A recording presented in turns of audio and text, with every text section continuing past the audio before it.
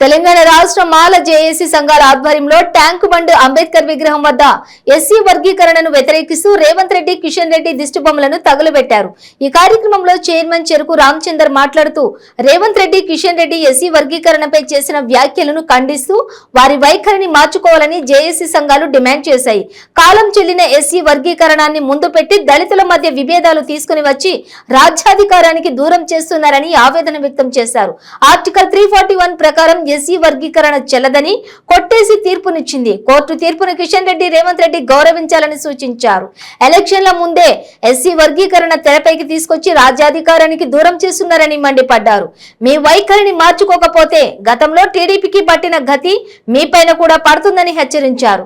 మీ BJP పార్టీని, కాంగ్రెస్ పార్టీని భూస్థాపితం చేస్తామని, మాలల పంతం, కిషన్ రెడ్డి, రేవంత్ రెడ్డి అంతం అనే నినాదాలతో కంకణం కట్టుకుని మిమ్మల్ని ఓడించడానికి సిద్ధమవుతున్నామని హెచ్చరించారు.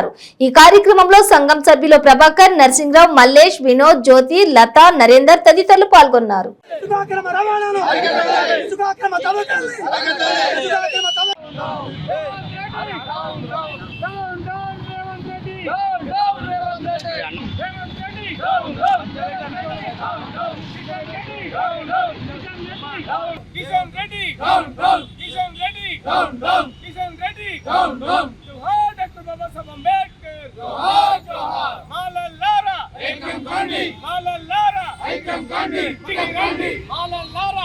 నా పేరు చెరుకు రామచందర్, తెలంగాణ రాష్ట్ర మాల సంఘాల జేఏసీ చైర్మన్.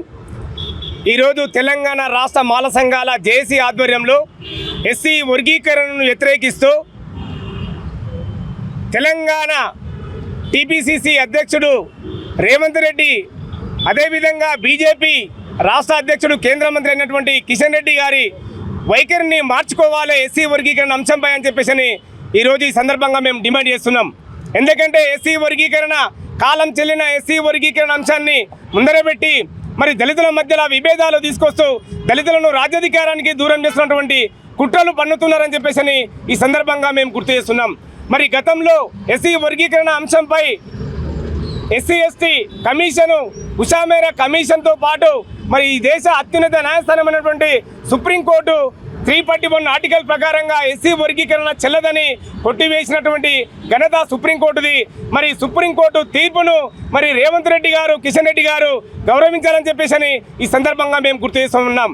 మరి దళితులు ఐక్యం కాకుండా, ఏకం కాకుండా, దళితులు రాజ్యాధికారం దిశగా రాకుండా మరి ఎలక్షన్లు వచ్చినప్పుడే దళిత ఎస్సీ వర్గీకరణ అంశాన్ని తెరపైకి తీసుకొచ్చి మరి దళితులను రాజ్యాధికారానికి దూరం చేస్తున్నటువంటి కుట్రలు పన్నుతున్నారు. మరి రేవంత్ రెడ్డి గారికి, కిషన్ రెడ్డి గారికి ఖబర్దార్ అని చెప్పేసి ఈ సందర్భంగా మేము హెచ్చరిస్తున్నాం. మీ యొక్క వైఖరిని మానుకోకపోతే గతంలో టీడీపీ పార్టీకి పట్టిన గతే మీ పార్టీలకు పట్టుతుంది. మీ పార్టీలను భూస్థాపితం చేస్తాం. తెలంగాణ రాష్ట్రంలో కాంగ్రెస్ పార్టీని, బీజేపీ పార్టీని ఎక్కడ కూడా తిరగకుండా మీరు ఎక్కడ నిలబడ్డా మరి మాలల పంతం, రేవంత్ రెడ్డి అంతం, కిషన్ రెడ్డి అంతం అనే నినాదంతో మేము కంకణం కట్టుకొని మిమ్మల్ని ఓడించడానికి మేము రాత్రి మగలు మన నిద్రాహారం లేకుండా మిమ్మల్ని ఓడిస్తామని చెప్పేసి కూడా ఈ సందర్భంగా మేము హెచ్చరిస్తున్నాము.